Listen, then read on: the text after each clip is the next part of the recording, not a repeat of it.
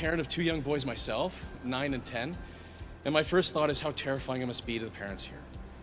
I've never been in their shoes, but when I try to imagine it, it strikes me that they put their total faith in the PICU and in the individual doctors and nurses and others who work here. It's a terrific family-centered space, and I think it's also finally a real state-of-the-art facility as far as critical care units go. And as far as infection control, the nice part is we now have individual rooms for every patient and family.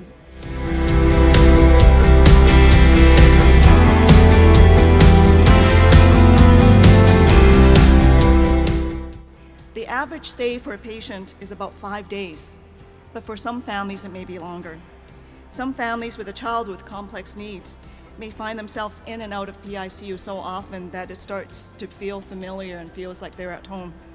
Our hope is that this unit is going to feel a bit more like home for all patients and families while they're in our care. The care doesn't change. You have the most amazing doctors, amazing nurses, and respiratory therapists, but the environment makes it all better.